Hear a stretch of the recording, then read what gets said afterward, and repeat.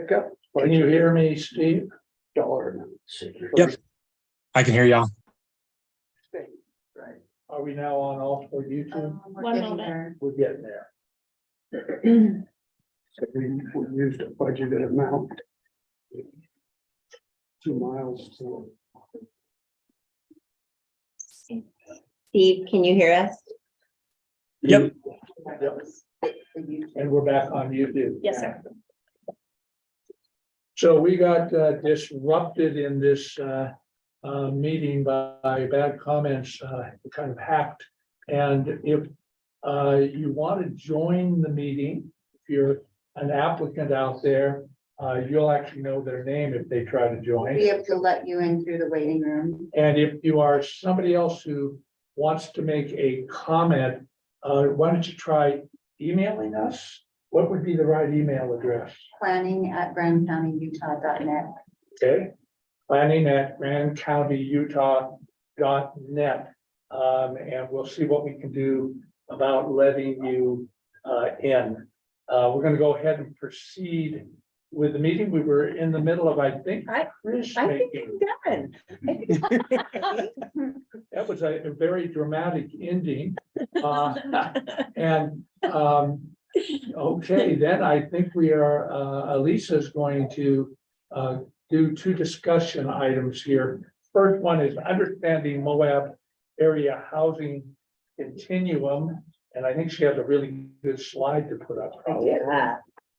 Yeah, so I'll just preface these visual aids that we've created by just saying, so these actually we've been working on for a while. We presented these also at the Land Use Steering Committee meeting, which we held last Thursday. And so some of you, we have 3 planning commissioners on that committee, and then also some county commissioners, and then a bunch of other people.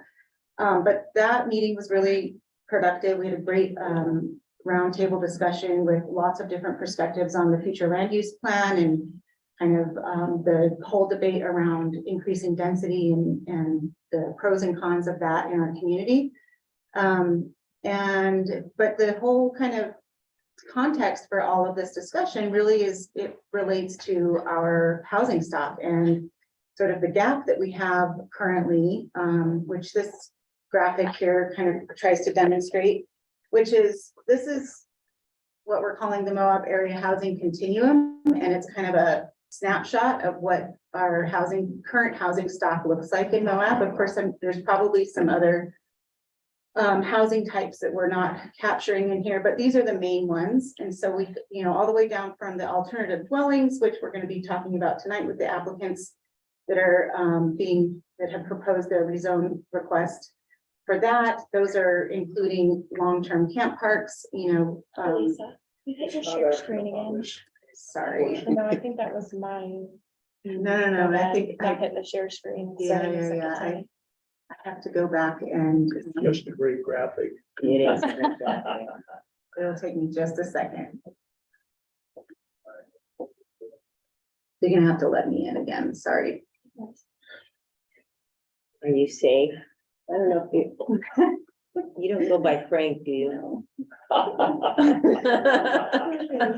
Oh, yeah, that's been banned for life. That's my cat's name, which is really unfortunate. I'm not gonna be able to. Share screen. No. All right, here we go. Rename your cat. This is gonna work. It's done now. There it is. There we go. So this is the graphic. This is the Moab area housing continuum.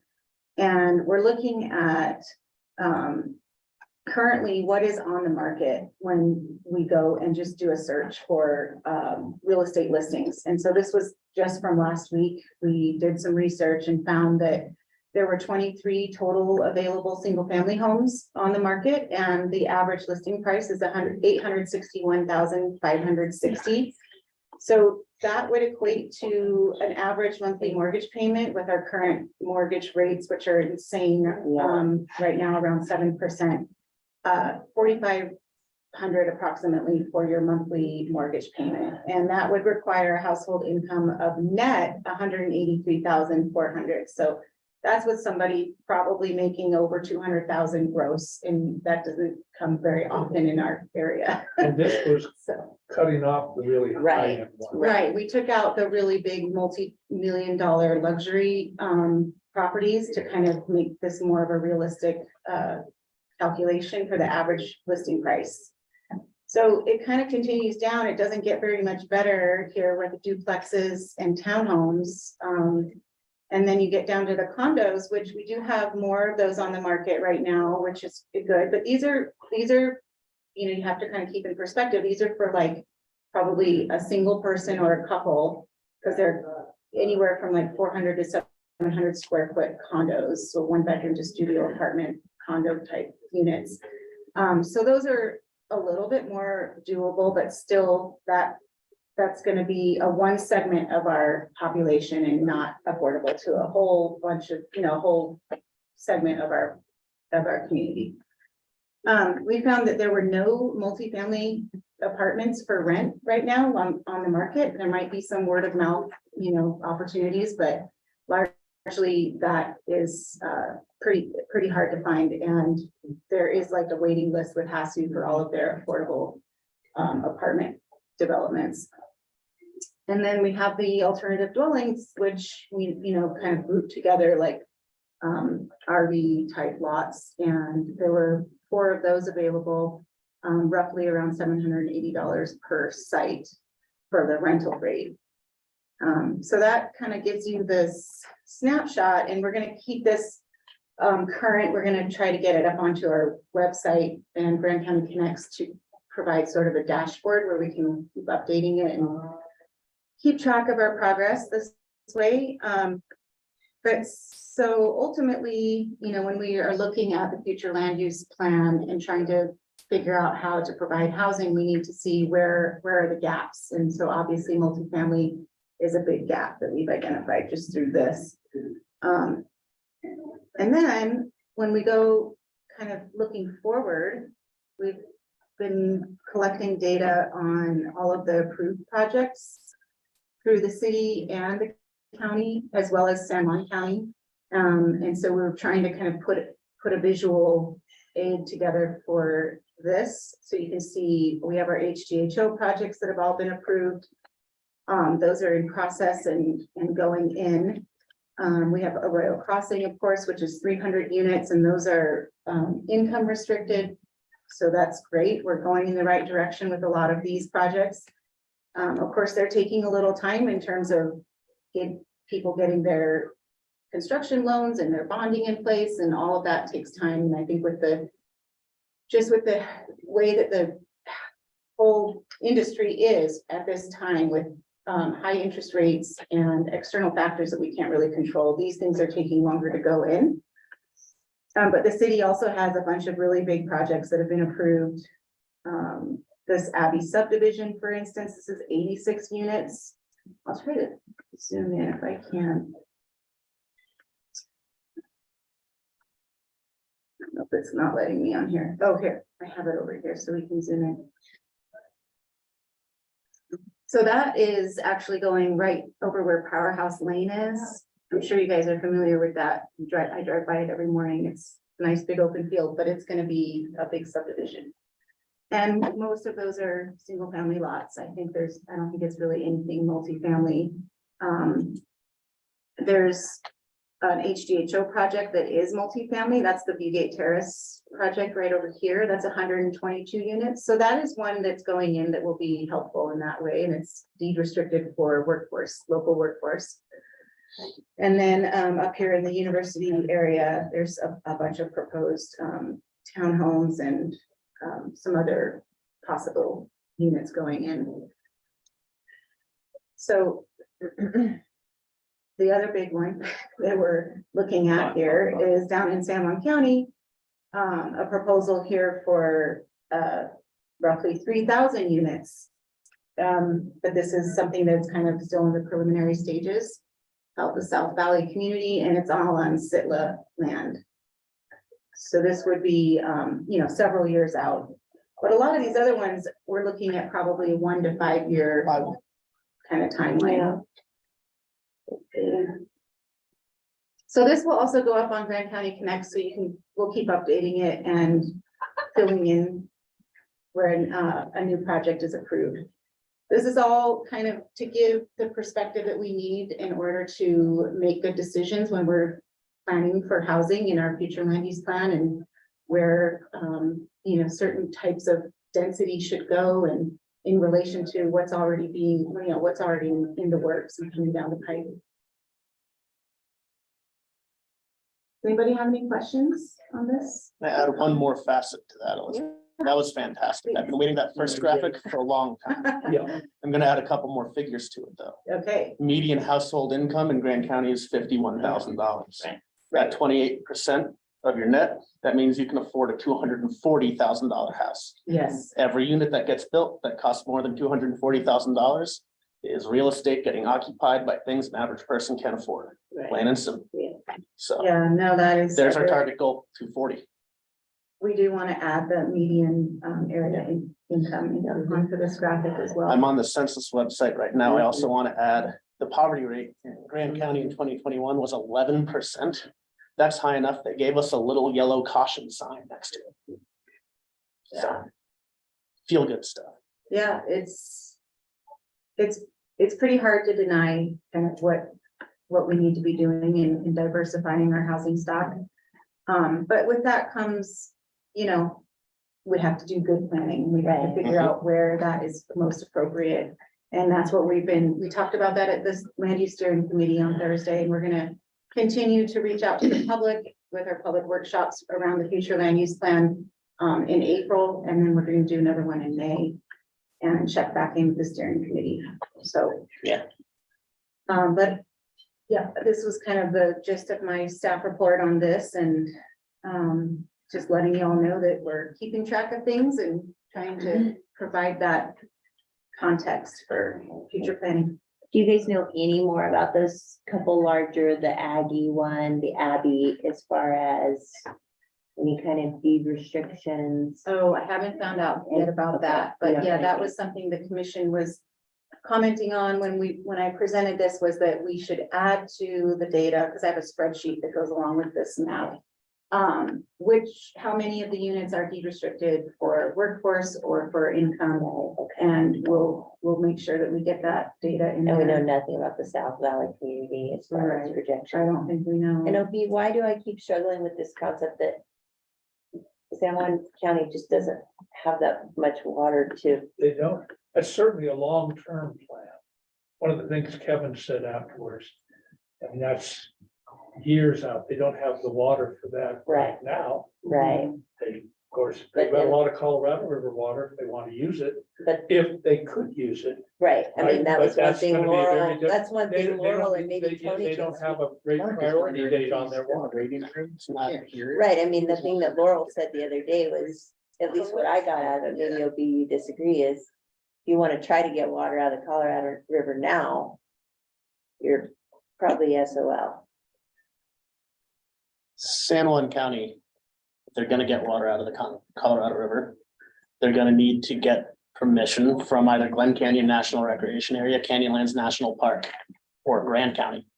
Okay, You can't just teleport the water, okay, there's easements and rights of way and pipelines, and so Grand County's in a fine position, okay, because good luck building a pipeline across the Needles, right, right? right, okay, thank you, that. What about helps me. just being able to overdraw that aquifer? Oh, yeah, that's a whole other That's a situation. Yeah, that's. Well, yeah, I've heard him say that. I've heard some of their planning commissions say, well, as long as we're not mining the aquifer, and it's like, well, but we don't know that. Right. I mean, Yeah, all the, Mark Stilson, our water rights guy, is their Right. water rights guy too. right, So, he is. And I have seen more of their commissioners, but one of the things I brought up at our county commission the other night, I guess I should have stated that, is I think it would be really good for us to try to have just like, I don't know what you call it, day of learning, Oh, yes. just water. Yes. And try to bring in, the city and San Juan County, and we just have every single expert possible just talk about water. Yeah, I looked As at the that three of us, Thomas Lochner thing. That was. Yeah. yeah, That's where I bring up with Alyssa, you did that adjustment for water usage And it reduced it like 25%, but like. The numbers I saw on some things and those numbers, I'm like, oh, I don't know, like. Yeah. I mean, I would like to think that, you know, I'm definitely sympathetic to like.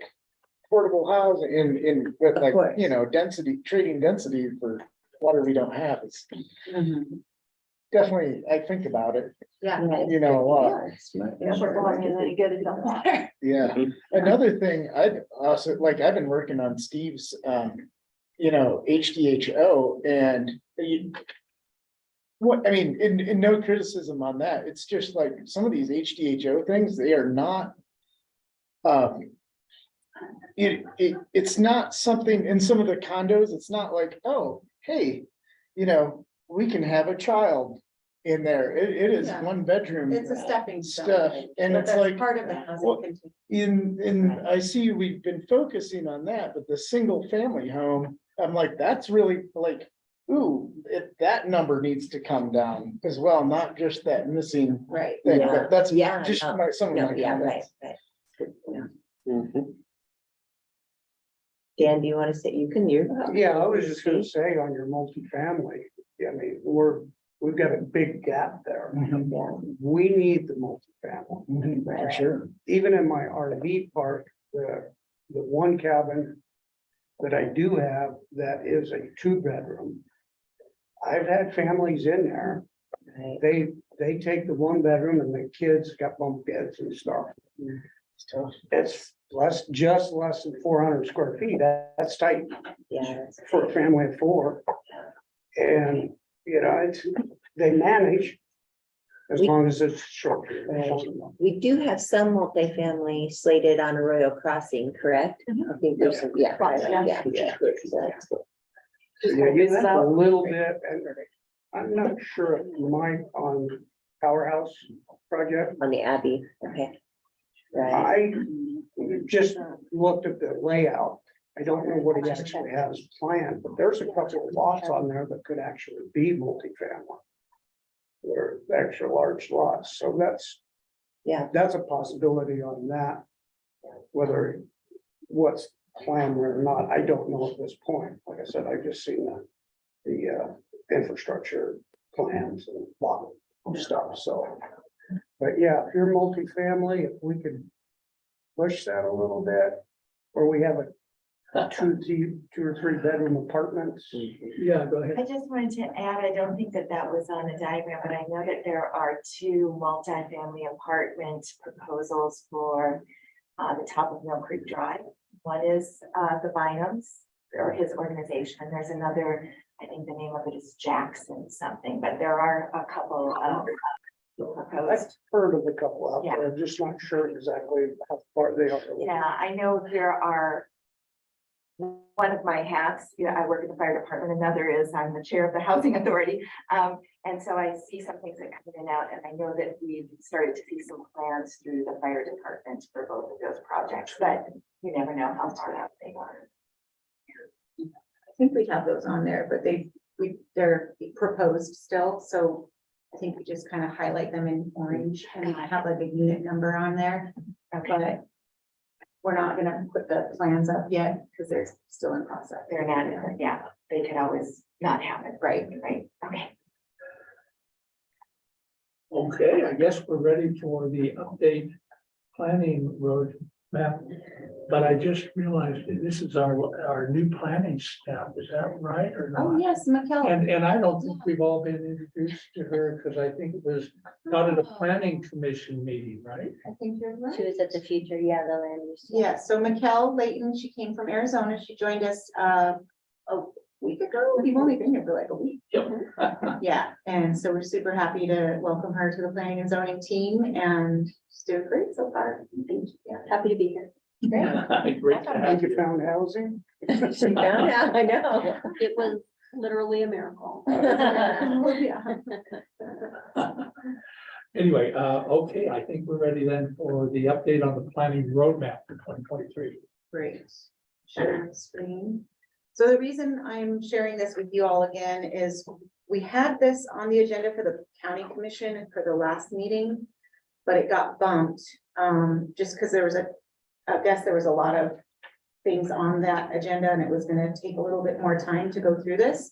So they wanted to bump it to the next meeting, which gave us the opportunity to kind of look at it one more time before it goes to county commission and they provide their feedback. Since we reviewed this in January, there's been some topics that have come to the surface that we felt like needed to be added to the roadmap. So I'll just run through those. We added on there, well, first of all, I'll go over what we did in Q1 is almost over. So Q1, we're wrapping up with that at the end of March here. So we did do the housing barriers workshop. I think that was in February.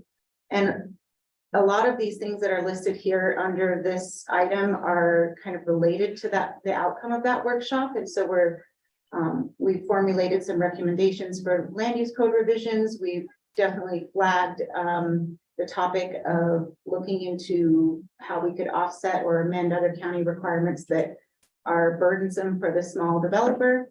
And we're using the information also that we identified through the housing barriers workshop to update the Moab area affordable housing master plan. So those are all basically had happened and are in progress still, kind of ongoing. And then we did come up with so far we have 2 future land use map scenarios that we presented at the steering committee on Thursday. So we had our steering committee meeting, our first one. And then we had that group go ahead and provide feedback for a third scenario. So we're developing that third scenario based on that feedback. And we'll present those at the upcoming, we'll talk about that in Q2. But that part of the future land use map plan, that has been, we're kind of on track there. So I feel like we're pretty good there. The other thing we didn't have at the beginning when we talked about this is following up on the Thompson replat. We do keep getting folks calling in and asking the status of that, and it kind of fell off the agenda or priorities back in the fall of 2022, and we kind of had some momentum. So we're picking that back up. We're talking with the county surveyor to try to understand where that's at, because there was just a couple little outstanding issues with some of the property owners with how he had laid out the boundaries for the new plat. So I haven't heard back from Lucas, but we'll keep on him and see if we can get a final revised plat to send out to the residents along with a letter that will kind of provide next steps for how we're going to proceed to get the plat, to get the replat approved. So that's on there to keep tracking. And then the other big thing that we realized we left off is an update to the resource management plan, which was originally adopted in 2017. And every 5 years it's required to be updated. I'm getting contacted regularly by the representative from Utah's Public Lands Policy Coordinating Office that we need to be doing this. And there's a whole bunch of new updates that the state has sent us for what needs to be in there.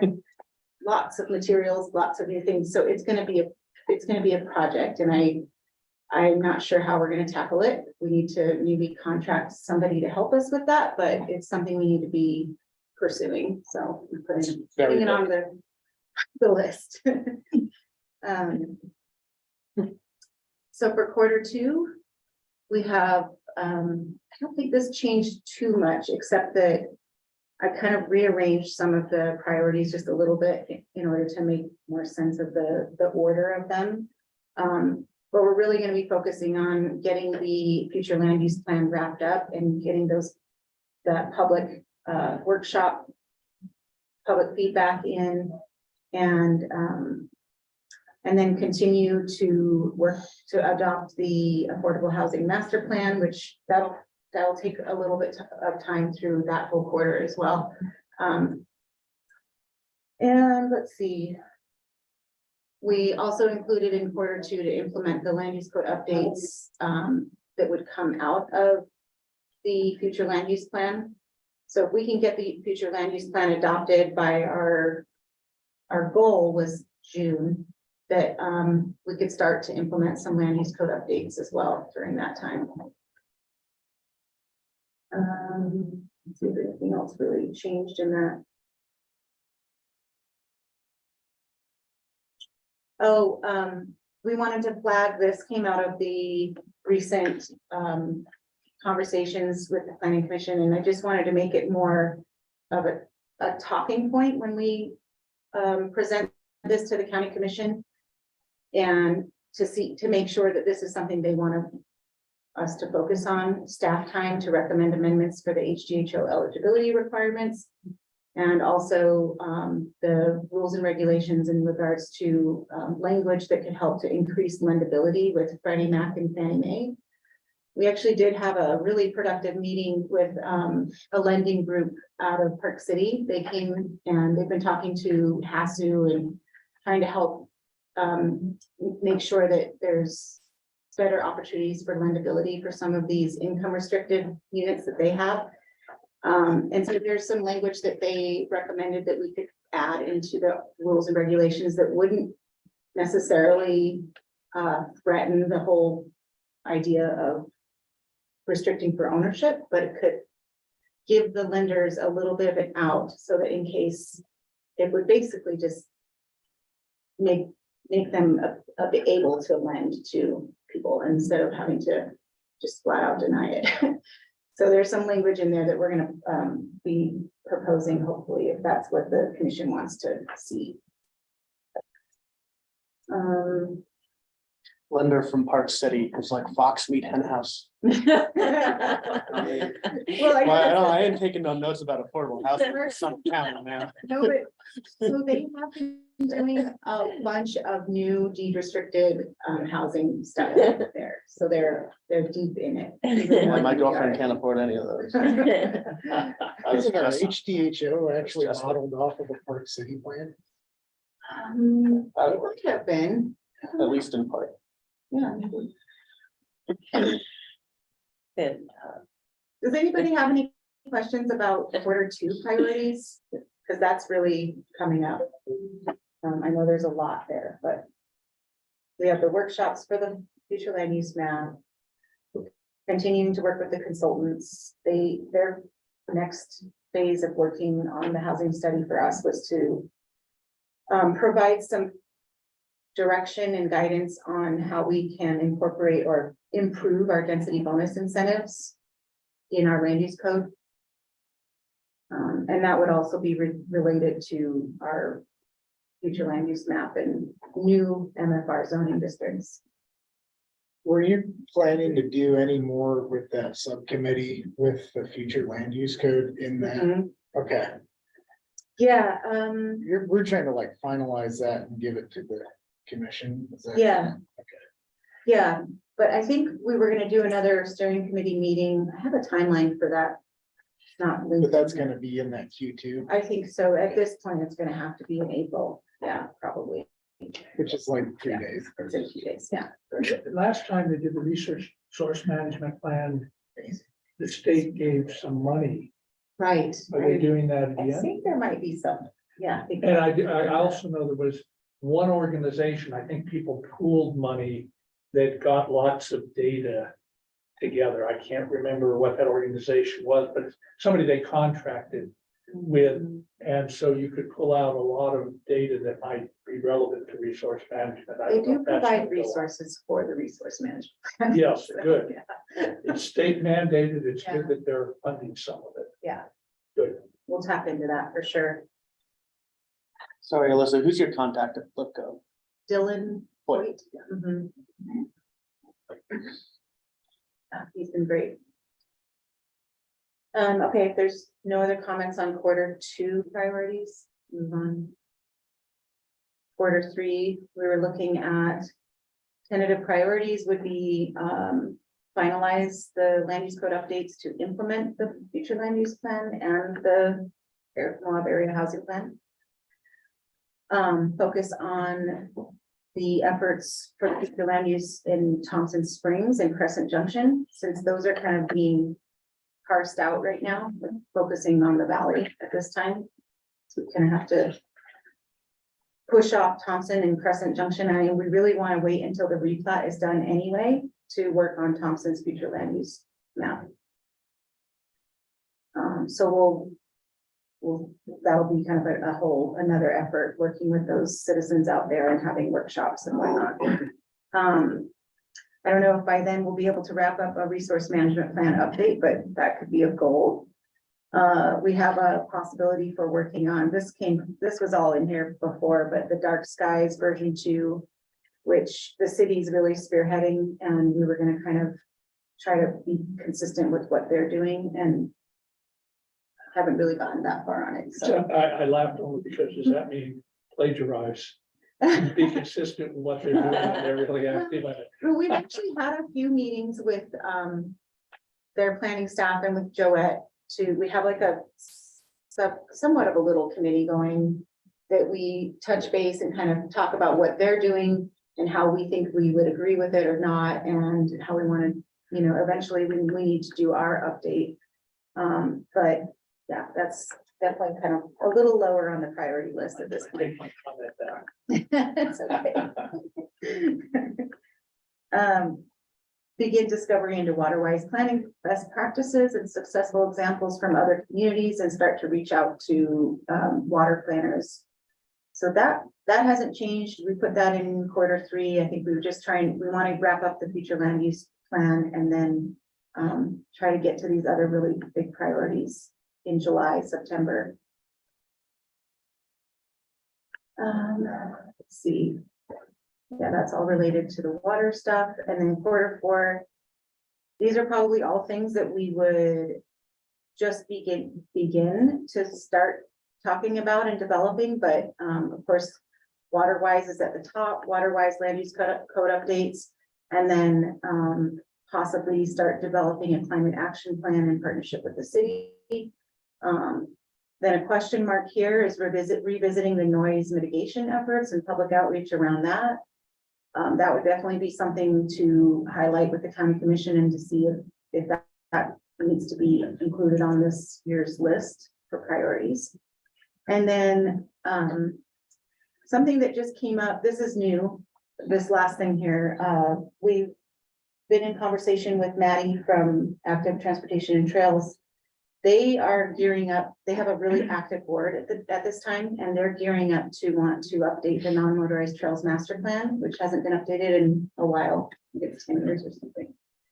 So they've asked if our planning and zoning office would be able to kind of collaborate, and since they are sort of under our department anyway, they do work very independently, but we should be working together. And active transportation has not really been a real focus of theirs in the last 10 years. And so they do want to kind of start working on that more. And so that would be looking at how we connect trails and access to trails within the, within the valley, instead of just, they're always working on trails outside of the valley, more out in the wilderness, which is great. And we all appreciate that work, but having more of the focus on active transportation in the valley is kind of what they're thinking they want to focus on for this update. So we wanted to check in with you guys and the commission too, to find out if this is something that, we're spending some staff time on. So any comments on that quarter for tentative priorities? And I assume that should be rolled into 2024. Right. Cool. Yeah, that would even, if we even started in 2023, I would be kind of surprised, but at least we could maybe get a project page up on Grand County Connects. And usually that's kind of the starting point for some of these things, is just kind of getting something where we can have some public engagement and begin the process. So. That resource management plan is really quite a big update. Yeah. I'm Q3 Probably might not be early realistic. yeah. Yeah, I agree. But it would be great if it didn't need to be updated that much, but because Right. water is included in an RMP, Mhm. it Could draw it out a lot longer. Clipco may be pushing for us to update an RMP. I'm not sure if Clipco is talking to Water Rights, is talking to USGS, if everybody's on the same page, like if you give us a little bit of time let these studies get wrapped up, then the plan we do 12 years later instead of 10 is gonna be a lot better. Right. I don't know. Just an idea, maybe to send back to Plipco, Yeah, is like, we're really close to having a lot more information, yeah, you know, right. to like really get the plan done and then learn something new and then be stuck with a plan without information for 10 more years. Yeah, that's a really good point. Thank you. Okay. That'll probably move that down. Or just at least keep it on here for something we're currently, you know, gonna be working on through the whole year. Yeah, probably. we can start it now. Yeah, we can get it started. Okay. Great. Okay, we are about to start public hearing. We're gonna have citizens to be heard. Anybody want to take a quick break? Because if not, we're gonna just plow. No indication? Okay, so we do have citizens to be heard. If there's anybody who wants to talk on something that's not part of the public hearing, please raise your hand symbolically, or if you're here, actually. Is the email being checked right now also? Because we told people to send emails in. Yeah, check that. Thank you, Rebecca. Yeah. No, I don't see any. I know, do you know Robert Tippett? I know, What's that? do you guys know Robert Tippett? Oh, yeah, he's with Cooper, and they're part of the development that they're, you know, the Oh, gotcha. housing tax Yeah, credit yeah. development. Gotcha. Okay. But I don't know if they wanted to do, if they wanted to be heard for a public comment. If they were just kind of wanted to see if we were gonna talk about. So that's nobody to be heard, right, that we know of. Okay, we're gonna go into the public hearing here. I'm gonna say a few things before we start the public hearing. It's an odd public hearing because of in section 4.9, which has to do with the alternative overlay here. It actually says that all of the projects become one public hearing. And so we're going to have staff reports for the public hearing. I'm going to ask you a quick question, Elise. I thought maybe we could do the staff report. Give anybody who's here to talk about their particular project time to talk, then go on to the next one. It would still all be one public hearing, but that means that we won't discuss the public hearing as a commission until I end that public hearing. Then we will discuss each one and vote on each one separately. Okay, so we're going to start the public hearing here at 5:28, and I guess the first one up is the first one up. I won't read the parcel number out, and we'll let you give a staff report on it. Great, thank you. Just to preface all of these, when we're thinking about these ADO alternative dwelling overlay rezone requests, they are a legislative decision process. We are going to be thinking about the items of consideration. So with each of these proposed developments, we're really going to be thinking about or evaluating them against the applicability criteria, which is in your packet for the agenda summary in the recommended motion. So those are the items that you would be evaluating the project against. It's not necessarily looking at specific site planning details, because those will all get evaluated through a site plan review process through our office. So I just wanted to preface that. And also to reiterate for the public, because I know it's an ongoing concern, that all ADO developments are required to record a deed restriction for the property, which strictly prohibits their use as overnight rentals, and states that the units shall be rented for terms of at least 60 consecutive days by tenants or their employer. And then going on to the first application, this one is for Maureen Kane. This is the 1574 Murphy Lane. The parcel number is 0200170070. The subject property consists of 3 zoning districts across its 12 acres, including multifamily residential, which fronts Murphy Lane, where the historic Pat Creek Trailer Park has existed since before the initial 1978 zoning ordinance was adopted in Grant County. Additional zoning districts include general business, and the OAO RV campground is also on that portion. That consists of 49 site year-round campground approved in 1989 in conjunction with a proposed rezone to allow for such development, and small lot residential in the southeast corner. So it's really interesting. It's one parcel and it's split zoned with 3 different zones. So I think it's the only one in the county that's like that. Unique for sure. But it has a lot of history, and it's definitely been in this type of use forever and ever. This roughly 4-acre small lot residential portion of the property is currently vacant, and the proposed location for the 32 dwelling site ADO Camp Park. The property is mainly surrounded by rural residential lots containing single-family dwellings, with the exception of the Quarter Horse subdivision to the north, with lots averaging 0.20 acre. During the intent to apply portion of this application process, the county commission deemed this a favorable application. Let's see. I wanted to provide a little bit more on this. So this is for 32 sites that will accommodate chassis mounted dwelling vehicles situated around a U-shaped driveway with access via Murphy Lane. The U-shaped driveway will be designed to accommodate emergency vehicles and will be improved with a durable dust-free all-weather surface designed to be properly drained.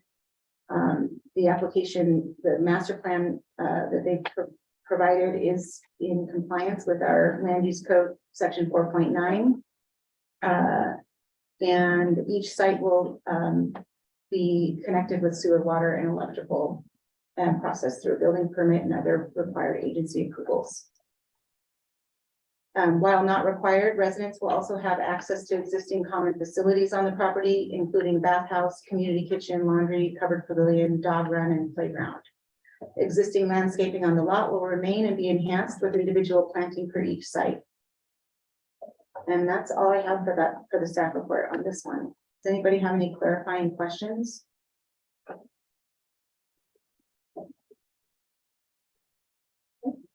And is there anybody here to speak to this project? Yes. Hi, I'm Kathy Bondi. You should all have a letter that I submitted on Friday. Partially here, so you can name your face and face the name. But I just want to add a few other things from my letter. There may be some issues in there that you do want to discuss in relationship to this. It's a little disheartening that after spending over a decade trying to get the county to follow their own land use code and finally shut down the use of a campground on this property that was illegal. We had 5 years of residential quiet bliss, and now the county is looking at putting it in camp. So that's a little disheartening.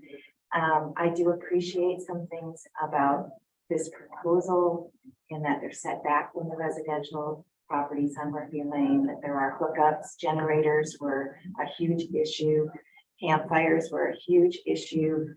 Noise of people incoming. A campground, by virtue of its design, has people living outside. And so all of those day-to-day noises that normally happen inside somebody's dwelling are happening outside and carrying to neighboring properties. The owner of this property, when they went to get the lot changed to, or the zone changed to small lot residential, they were planning to put in a mobile home park. And I also came and spoke to that. And my only issue with that was the increased density to Murphy Lane. It didn't have to do with all of these other concerns that I and our neighbors have and have had to address in the past that are in the letter. The county can't continue to increase density development on Murphy Lane without addressing the fact that Murphy Lane is not designed to handle increased density. If somebody rides a bike on that road, they're taking their license. And there are issues with Murphy Lane in that if it were to be widened at all, for instance, Packard's Mobile Home Park would have to remove its first row of mobile homes. My neighbor's home would have to be developed. Audrey and Tim Graham own the property that the road goes on, because their property goes on both sides. There's some major issues with trying to improve Murphy Lane in order to accommodate more traffic on that road. And so it seems like the county looks at each proposal individually and doesn't look at the aggregate of developments that happen. So I would just like to raise that issue. This isn't the best place for the ADO. I'm not 100% against it. I'm just very reluctant, as are my neighbors. The proposals on 191, that's a great location. This is a residential neighborhood, and you're basically approving a commercial use. Also in my letter, like I said, with the HDHO, there's a third-party qualification that people are actually employed in the county that are taking up those units. I don't see that with this. I don't see any guarantee that we're actually meeting the needs of our workforce, because there's no third-party verification on that. Anyway, as you discuss it later, you may want to address some of the things that I have in the letter, but I mostly wanted to show up so that you could have a face and a person to identify to the letter that was submitted. I have a question. Many, many years ago, you were right. There were kind of two problems that were central. One was campfires and the other was noise. And I think there was some discussion of putting up some barriers and trying to mitigate that. How were those efforts? Did it get mitigated a bit? I would say no, when it was used as a campground, things were not mitigated at all.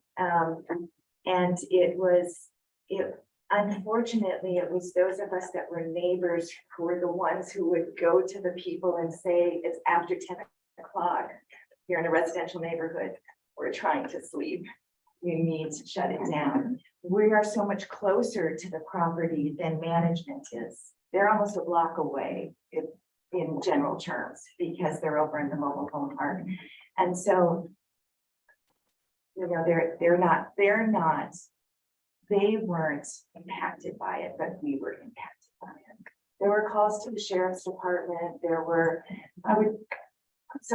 I really became a person I was not proud of from standing on my back porch and asking people to quiet down.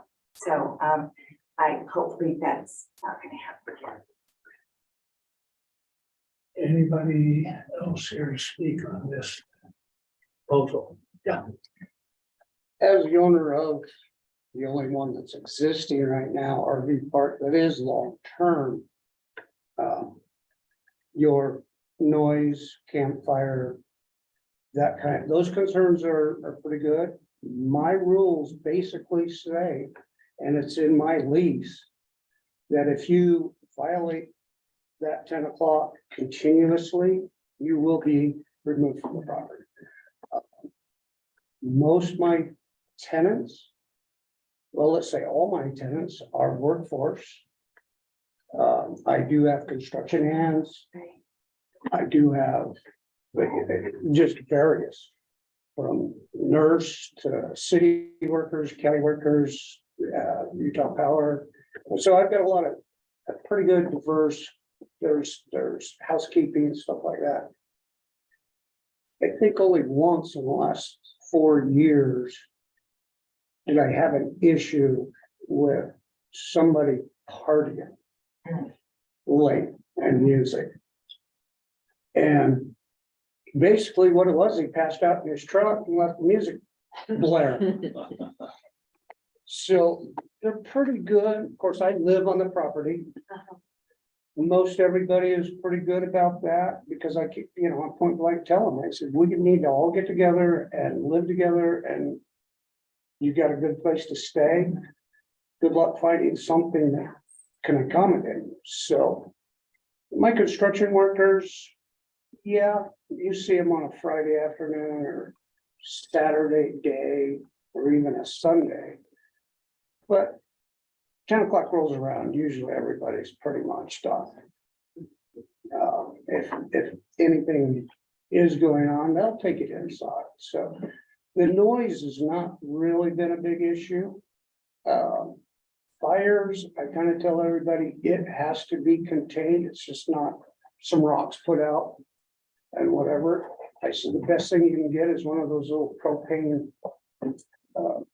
fireplaces, and away you go. You turn them on, and when you're done, you turn them on. Yeah, our issue is that was with campfires that smoke was coming into everybody's homes. And so we, you know, And that- coolers had to be turned off, windows had to be shut. That's inconvenient in the summer. A traditional RV park, you have people coming and going constantly. You have side by sides, dirt bikes, loud jeeps coming and going constantly. With a residential kind of situation that I have, that's not happening. Occasionally we'll get somebody to drive around, it's going a little too fast. And or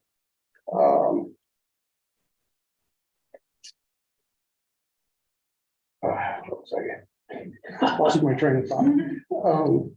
Between the noise, the busyness, the coming and goings.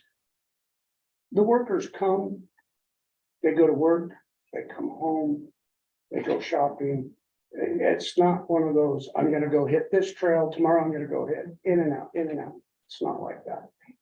And That was, can I just ask too, I'm sorry to cut you off, Dan, but while you're on the topic of this, I'm wondering what the current use of that trail, camp park is, because I was under the impression that it had moved more to a long-term use than, just The- short-term The overnight. campground itself, yes, but the 4 acres where this proposal is, has never legally been a campground. It was used, it became an It was overflow, used, right, and it took a long time to get the illegal use to shut down. right. Which is also disheartening, that it took over a decade to Yeah. get the county to, you know.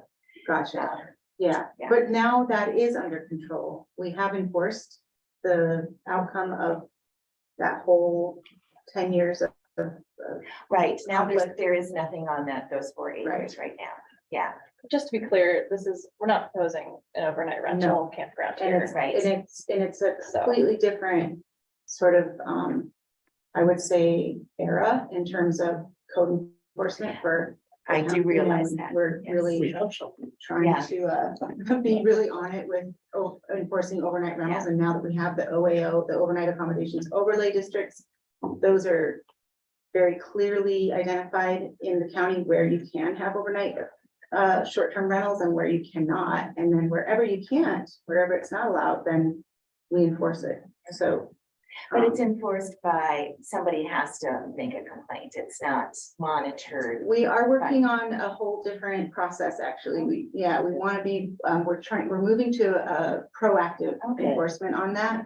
And it's, we're waiting on getting this really fancy software that's going to be tracking business licenses as well as Airbnb, VRBO sites, and kind of comparing wherever on the internet there's advertisements for Right. short-term rentals, and then matching that up with whether or not they have a business license for the county for overnight rentals.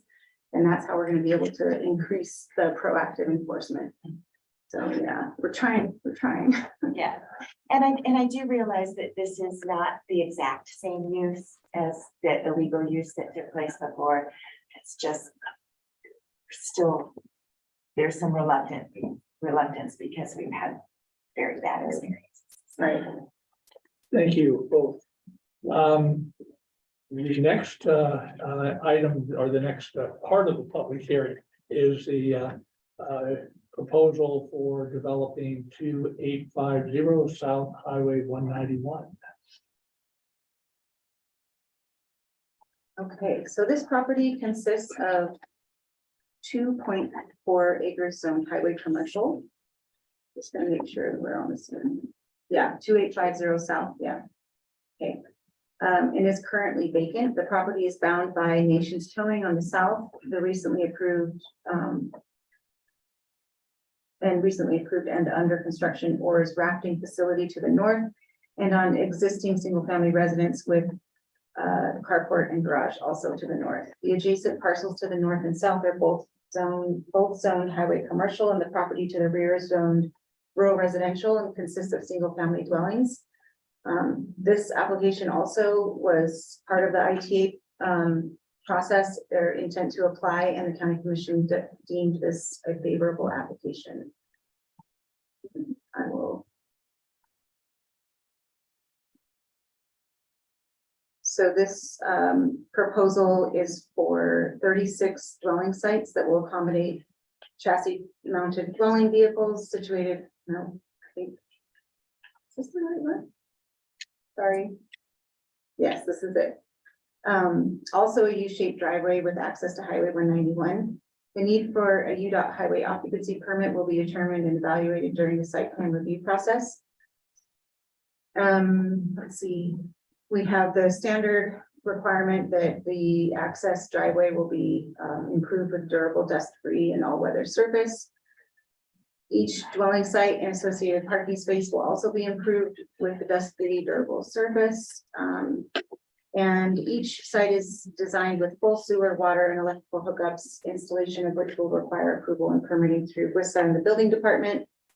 Drainage on the property will be designed to include a detention pond at the northeast corner of the property in order to manage stormwater, which originates off-site and follows an existing 25-foot open drainage channel and storm pipe on the north property line. All drainage improvements will be reviewed and approved by the county engineer during the site plan review process.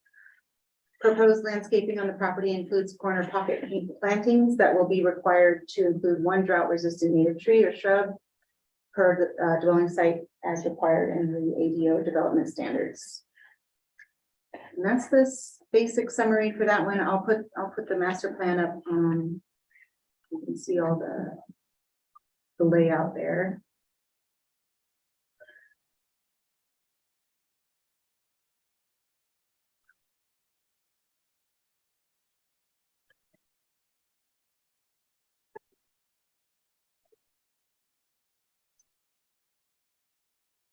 See if we had a vicinity map. I think those went away. This one would probably be on the survey. as Survey? well. Yeah. There, all the graphics are missing from the Google sheet of the meeting agenda also. Everyone-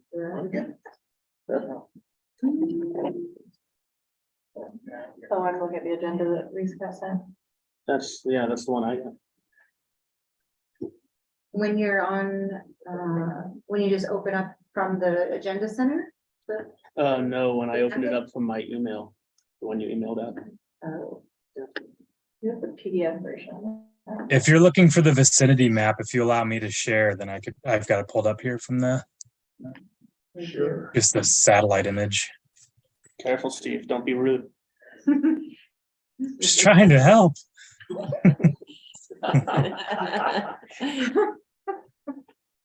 Sorry, I was in jury duty all day. I'm trying to keep things rolling. Does Steve have permission to share? Yes, everyone Okay. should.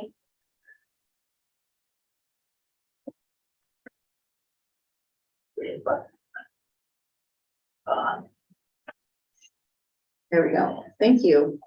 Mhm.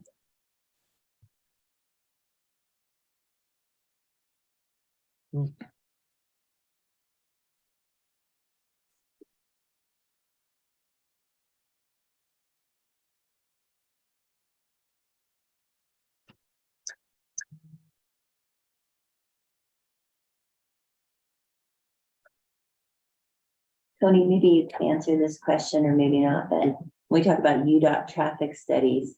I mean, you two aren't that far away from each other. No, and actually this property's really nice. I Right. had my eye on it before. Right, so, This one would turn out good.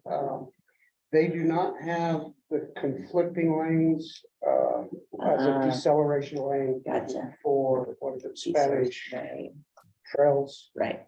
at the light, so. So you think, okay, Yeah, gotcha, this They're one gives them okay, a lot easier access. gotcha. Thank you. Yeah, I use that road quite a bit, actually. you know, we get on the ball and get that done, it sure help a bunch of us out. And also, anybody else who wants to comment on this project should now, before we move to the next one.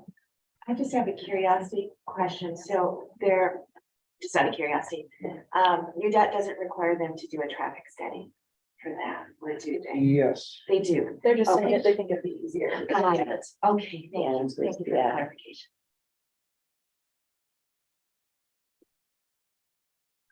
Any other comments? Okay, we're going to move to the third project on West 400 North 1089. Okay. This is a request for. Sorry, I'm gonna pull up the.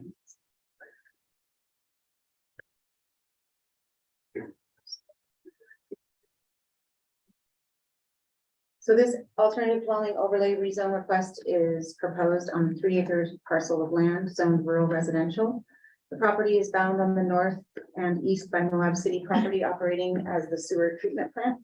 The subject parcel is bound on the south and west by Grand County property, also zoned rural residential and operated by the Nature Conservancy. Sorry, it's not Grand County owned, it's the Nature Conservancy, which we all know. The property is also located within the flood hazard zone, A, categorized with a 1% annual chance flood hazard. The property has been utilized as a dwelling site for employees of NAVTech expeditions since 2007. These historic dwelling sites have consisted of a variety of dwelling types such as tents, tiny homes, and camp trailers, recreation vehicles, and so on. So this development would propose 28 sites that will accommodate a variety of alternative dwelling types. The dwelling sites are situated around an internal driveway that provides direct access to each dwelling site. Additional overflow parking will be provided at the front of the property. Again, the internal driveway will be improved for to accommodate emergency vehicles with properly drained, durable, dust-free, all-weather surface.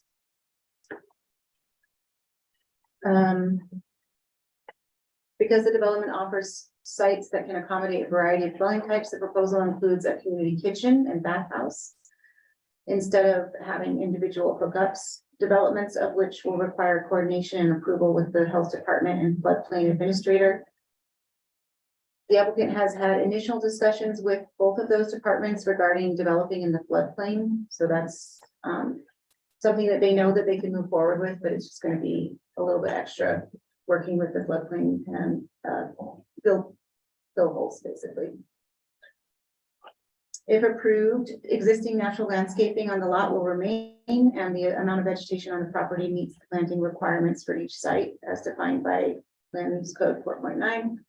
If such vegetation is not determined to meet the buffering requirements, the applicant will be required to develop screening to those standards.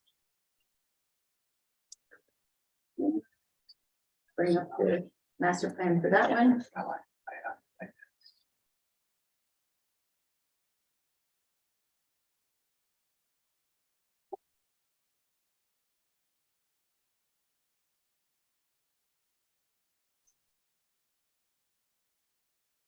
And then you'll kind of remember where this is. I do wish we had those vicinity maps. I don't know what happened to them. They look on the. Are they in the Z drive folder, Jenna? They're gonna be on the agenda summary for the project in general, how they did transfer, I'm not sure. Right, in the Google Drive. So Mhm. that's the thing, we do away with the agenda summary when we upload it to Civic Clerk. That's interesting. Okay, so here we go. That's a little detail. There it is. So we're this little Yeah. super parcel. Okay.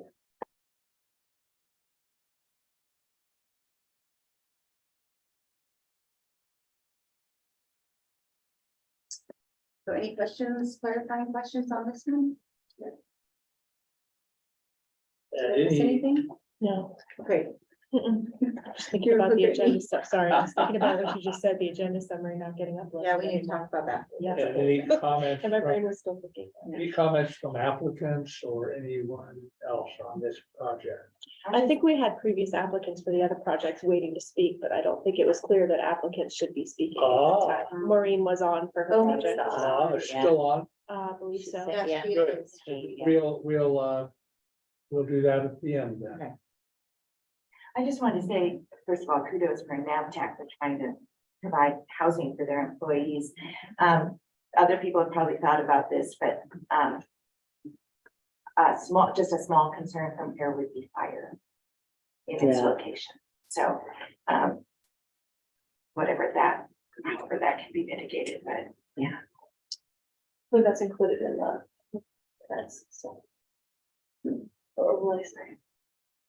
Okay, we'll move to the fourth project and then applicants will be able in the same order that we presented to talk about their plans.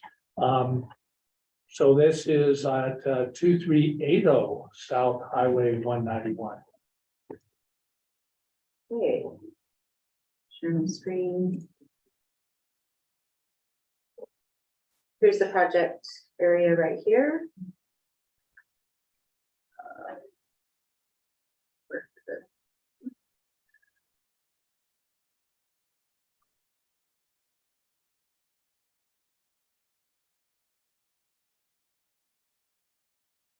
Okay.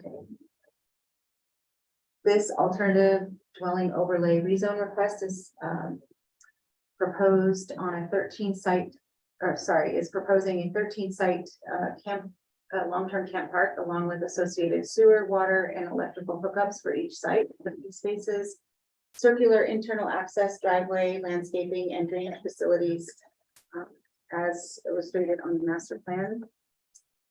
The subject property is located off of Highway 191. It's a 4.78 acre parcel of land that is zoned highway commercial with a small portion of rural residential to the rear of the parcel. The property is bound by the highway to the east and Sitla land to the west. It's adjacent to other highway commercial zone properties to the north and south. On February 20th, 2018, County Council passed resolution 3133 approving a conditional use permit for the property allowing development of 28 overnight RV dwelling sites, 17 cabins and 11 RV sites as shown on the approved site plan dated December 6, 2017. The current alternative dwelling overlay rezone application proposes an additional 13 dwelling sites to be constructed at the front portion of the property that was not previously planned for development. Each site is situated around a circular internal driveway and would include, as I said, full hookups. Existing landscaping on the lot will be enhanced to include native trees and shrubs to meet the planning requirements of the 4.9 section. Stormwater detention pond that currently exists on the northeast corner of the property would be replaced with an underground detention basin, design of which would be approved by the county engineer.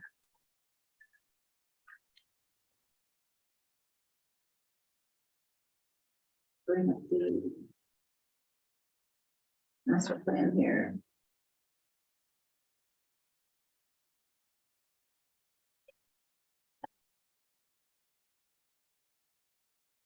So yeah, here we have the existing contractor's roost. Camp park, and then this would be the addition. Right at the front here. Does anybody have any clarifying questions on this one? And any comments on this particular project?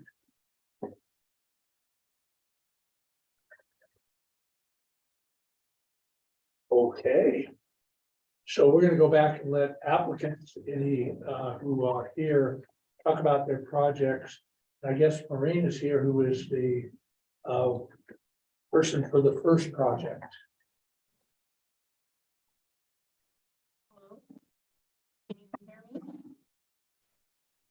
Almost, not quite. Go ahead, Maureen.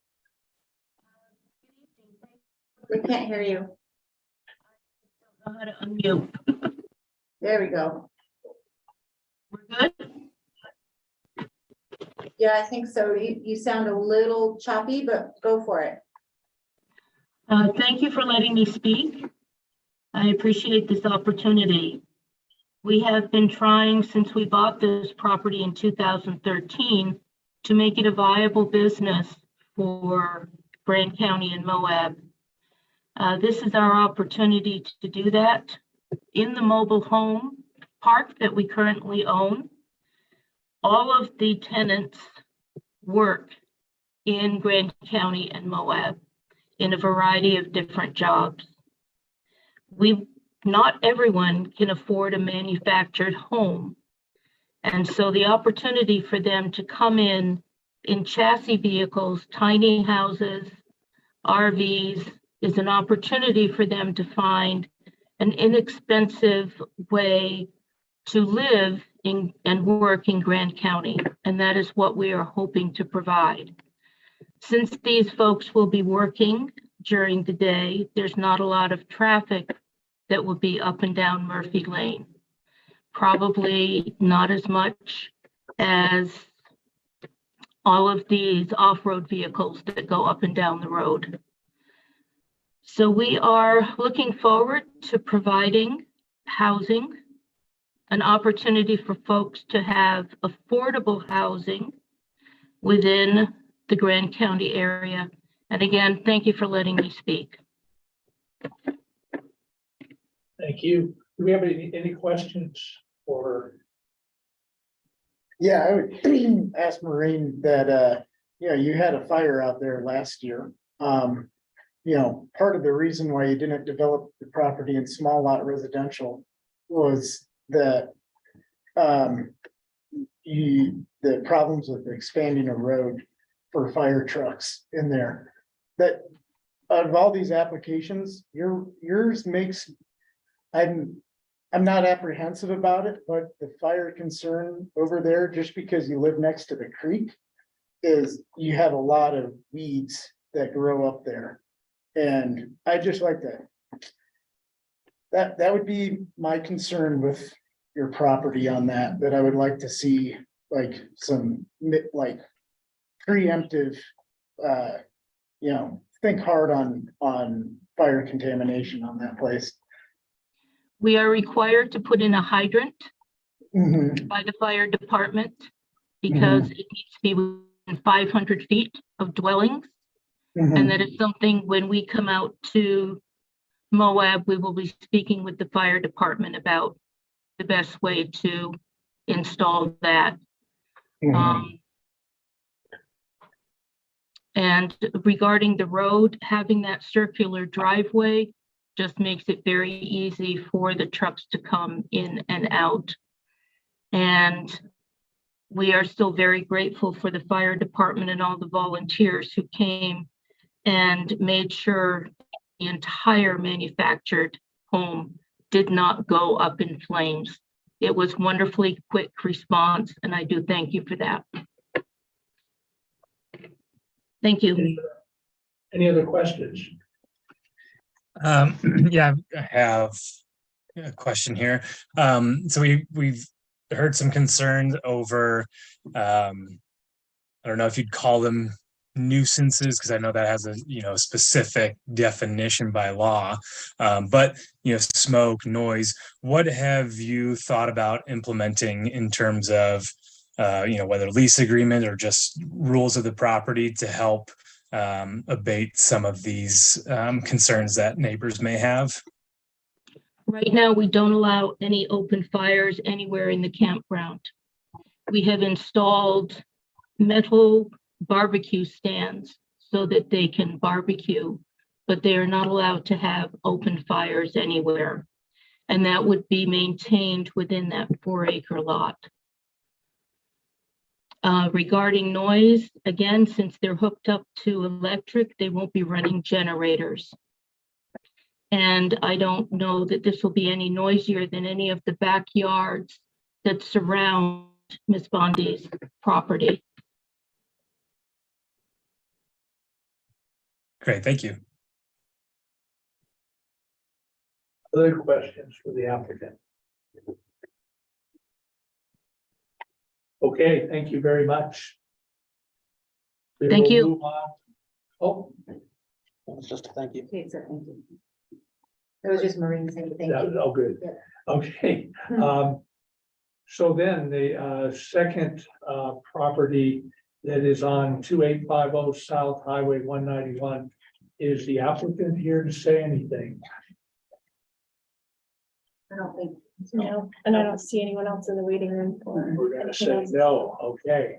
And for the West 400 North 1089 property, anyone representing that property? I take it as a no. And for the 2380 South Highway 191 property, anyone here to represent that property? That's. That is you, okay. That's a great problem. Yeah, I'm just glad that I've been able to help with this ADO a little bit.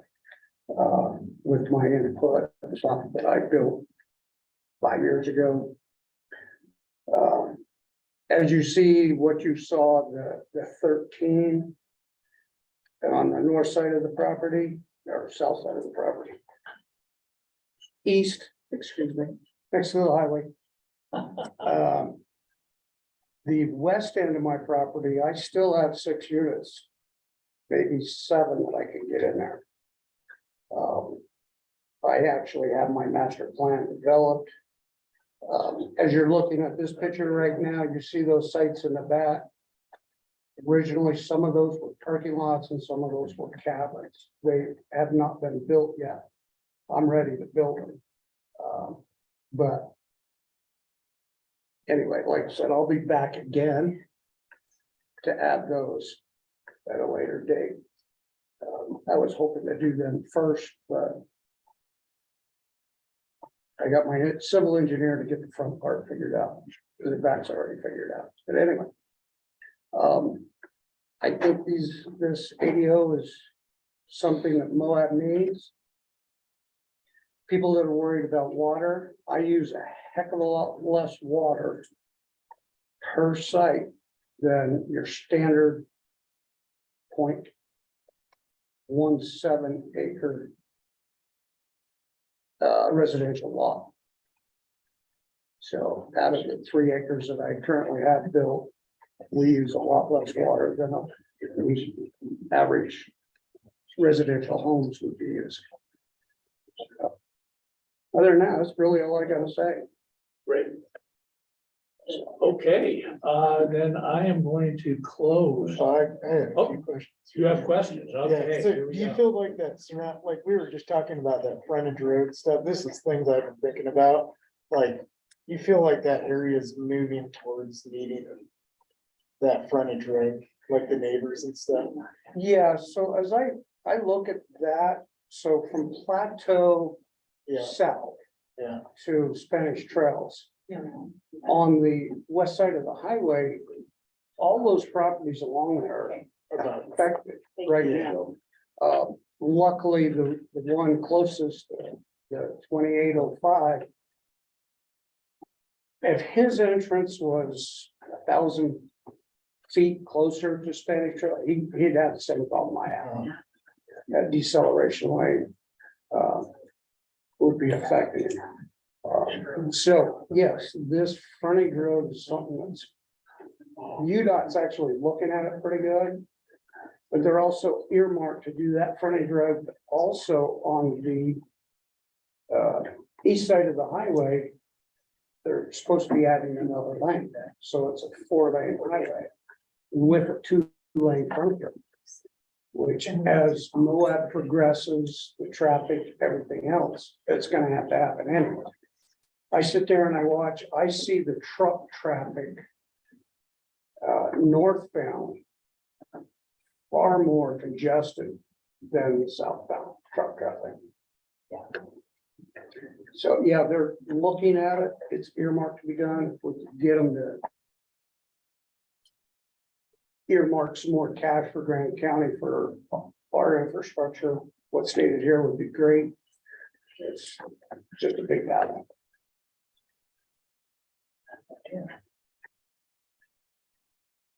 Any other questions? Great, okay, then I'm going to close the public hearing and we're gonna go down these projects one at a time and discuss them now as a commission. I guess if the commissioner has a question for somebody else in the audience, they could ask that person, but otherwise probably just the commissioners to discuss these projects at this point. And the very first one is the one at 1574 Murphy Lane, which is the already campground site. I just want to start out with just a general statement of this pilot is built for workforce and long-term housing, not for your standard campground. For people staying overnight rentals, I know we've heard a lot of concerns about noise, aesthetics, disruptions from people. Just a reminder that people that live in our community that can't afford single family houses or maybe even mobile homes are still human beings who are part of our community. And they deserve to be able to live in dignified places and have basic respect from everybody in the community as well. I just want to toss that out there because I feel like that conversation keeps coming up, so.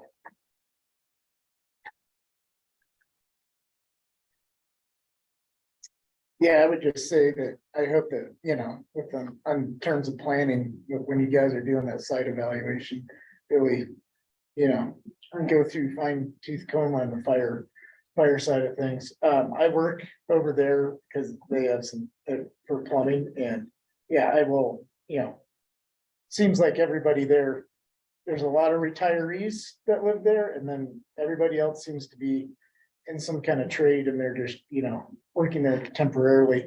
And they house a lot of workforce in that area.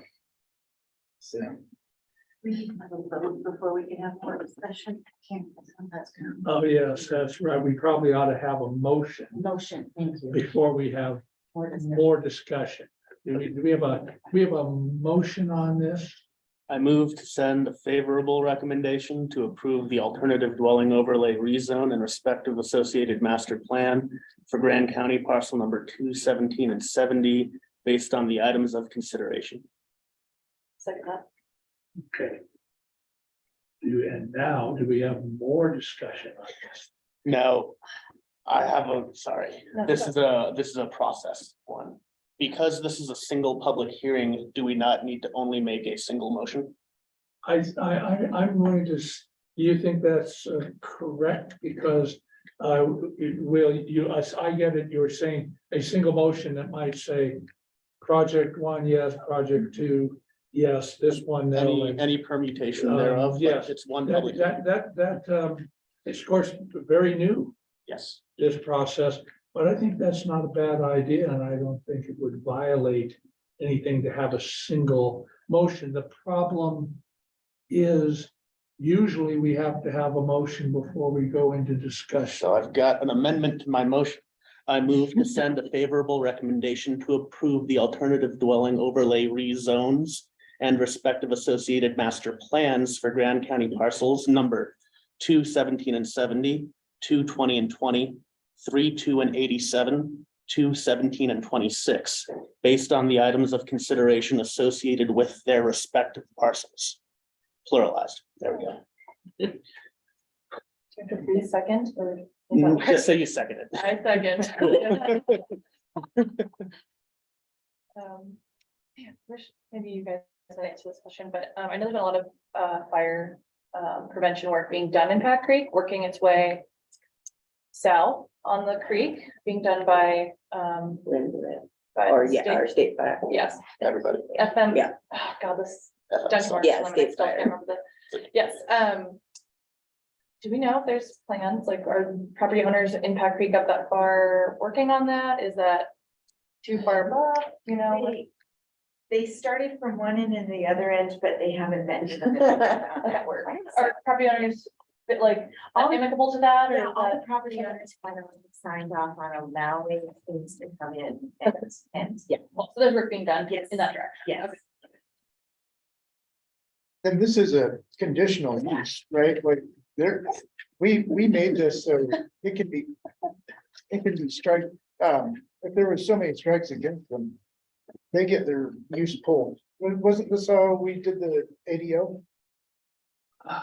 I don't know that this is, I mean, I don't know what That would've happens been my if you had the code enforcement officer go out there how many times, but I think they just get fined and stuff. What would it involve to take the use away? The thing is, yeah, this isn't really something, it's not, we talked about the conditional use permit as being a possible Oh, route for okay, this. sorry, yeah, And that's when it would be like an annual check-in. Right, and yeah. If things weren't going well, we could revoke the CUP. okay. But with this, it's different and, I will email you that. the thing I think we came to the conclusion of when we were having these discussions is that there are laws in the county, right? And everybody has to follow them. So if it's noise, if it's,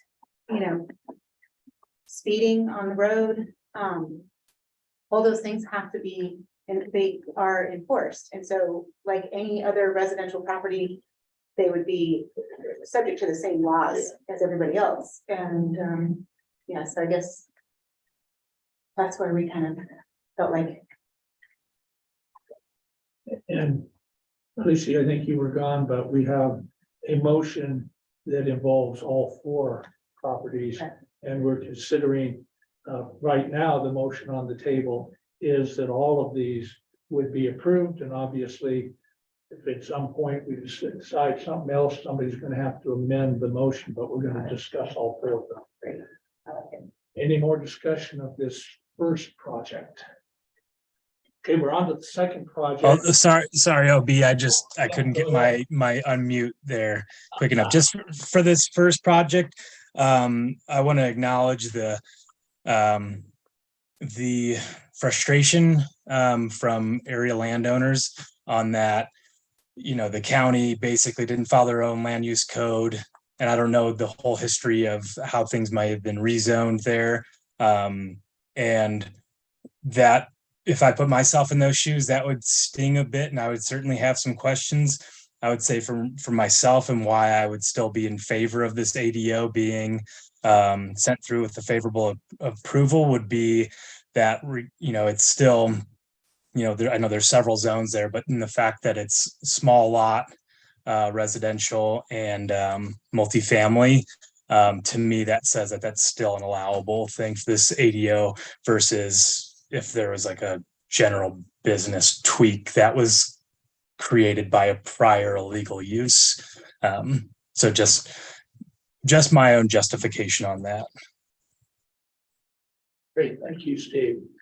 And I was admittedly not completely sold on this until they mentioned that they're not allowing open campfires anymore. The fire risk is a worry to me. But that is the best possible course of action they could have taken to remediate that issue. And along with like staying out late, noise and smoke all get solved by no longer having open campfires. So that just checked off a lot of boxes that I think were. If that's not something that would require of the land use code in that section, it's not like they can be held to that. No, they can't. But there are burn days and non-burn days, right? There are- So we have to all abide by those. The questions for TJ, you put a can of baked beans next to a fire and all of a sudden it's a cookie fire. You're totally right, Jenna. And I hope to operate on good faith.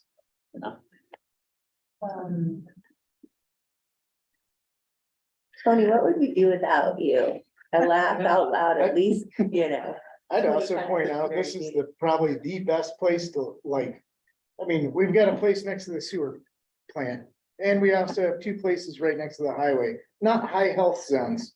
Right. Okay, and I think people that can only afford this stuff have a right to live in, places that aren't necessarily like down in quality, so that's why I kind of am going for it.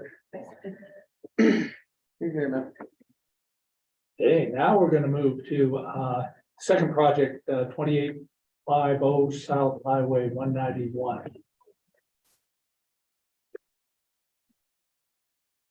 Highway commercial, I think it's, you know. It's not, we don't have anybody even showing up, having concerns with it, you know, go for it.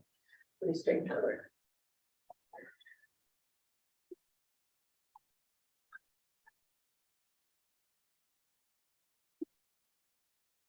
Any other comments? Notice everybody has a circular driveway because that was one of the things they said they prefer. I also like the, you know, when possible, kind of a full hookup situation. It's nice to have your own water and electricity in your place. Steve, any comments? Yeah, I would say why I'm in favor of this. I mean, it really is just compatible with the existing community characteristics. Contractors Roost is kind of in the nearby area. I will say just something to throw out there, you know, what goes through my mind in these sort of things is I know, and part of this, you know, we're just in a housing crisis. You know, if we weren't in such crisis mode, well, that we probably wouldn't have this ordinance to begin with, but I would be reluctant to rezone highway commercial to residential, just because once housing is solved, you know, economic diversification and strength is going to be very much needed. So just throwing that out there. I'll go back on mute. The thing that I see about this is it's not a lot of infrastructure, and if the property became valuable enough to be like, oh, it's better to have like a commercial thing there. Like that's kind of why I like this ADO is it would be, if the money's there, it's not that hard to like transform it. I know you'd have a lot of money involved in those water and sewer things and all that, but I mean, I feel like it's an accord. It can be easier expandable than like traditional built houses. They've already got a commercial lot in Moab, so it's not like you can get bankrupt. Yeah, Well, and I just want to make it really clear too, that we're talking about an overlay rezone, so the underlying highway commercial is still there, it doesn't go away. but you know, you can Right, just yeah. bring in a bulldozer and, you know, kind of, You can always have those, Right. those underlying uses that are permitted in highway commercial are still allowed. yeah. Ongoing. Any further comments? Okay, we're gonna move to the third project, West 400 North 1089.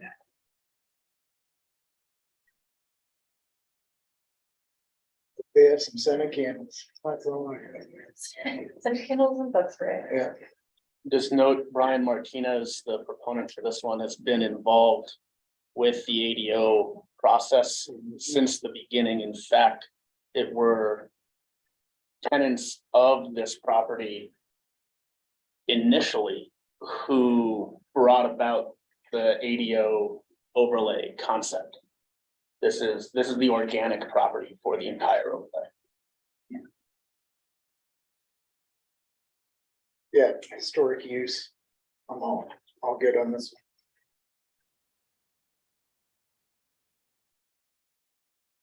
Any other comment? I'd probably say for myself, I would love to see kind of full hookups. Of course, that's really not necessary when you have a tent. And there is some variety in all of the projects that we have. And I think one of the great things about the ADO, I've often said here, you know, how are we going to get to the people that really don't have a lot of money? And this is probably the best thing that we've had. Now, you know, often we say, you know, well, tiny homes or trailers, or can't we somehow get people into that so that they have some kind of housing? And this may be even a more minimal project, not having these hookups, I actually think probably a good idea to have a variety, so. Yeah, this is an experiment and, you know, we have jobs here that are temporary and people don't want to buy houses. They barely want to rent. So this keeps them also off of public lands. You know, I'm sure a lot of tourists can't find a camping spot because, you know, we got a lot of people living in them. So. Our seasonal river rangers used to live here because we told them we'd bust them if we saw them coming in from the public land we manage. So we sent them right. Yeah, Oh, and these guys, they come and go. I mean, years ago, when I first moved here, I would go fishing 2 miles up 128. Nice little sandy beach right there. And I had to walk over probably several sleeping bags because the guys were sleeping there.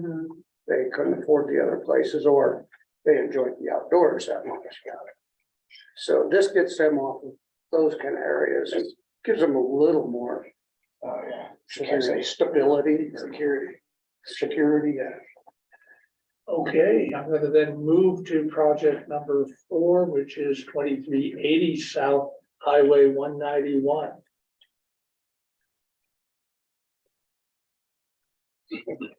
Dan's helped us Already with this stuff, you know. Just remember, I want to incorporate the whole property, not just these 13 or 14 is gonna end up the whole property. Yeah. Unless my children come back and say no. Eventually it'll be theirs, but they're all for what I've done already, so. I just hope you know, I've seen your place, you keep it nice and tight. Hope it's a good example for other ones. Keep it clean.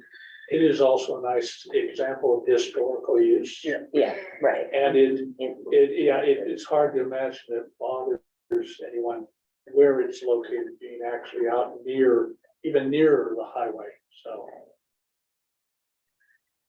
Steve, you got any comments here? This is in line with A through G in terms of those findings to be considered. So I think it's great. Okay. So we have a motion on the table.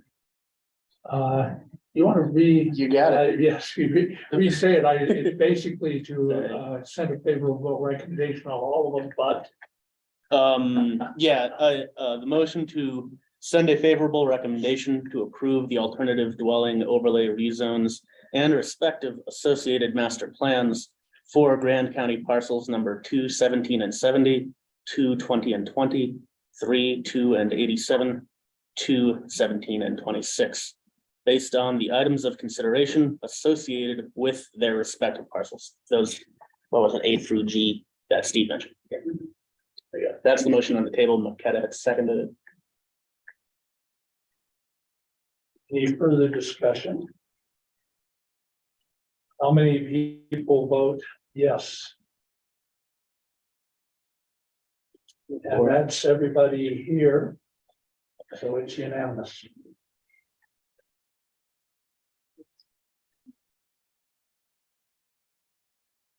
And let's see, I'm gonna go down this agenda here. I can do it without skipping over everything. And that's our public hearing, future consideration. Do we have any? I don't think I have anything for you guys. I'm just barely trying to keep up with them. I know. What about past You'll consideration? agree. You'll agree. Please don't quit. I think we did the future considerations in Q3 and Q4 of your report. Yeah. I That's- do want to say to the planning staff, awesome job. When we first were coming up with those priorities for Q1 through 4, I mean, they still feel big and ambitious, but largely really doing great on Q1 priorities. So great work, plus building a team around you. Yeah, Right. I won't blow up your egos too much further, but great job. Don't worry. Do we have a motion to adjourn? I'll motion. You have a second? I just Second. seconded it, so I whispered. Oh, very good. Okay. All in favor? Good job. Thanks so much, everybody.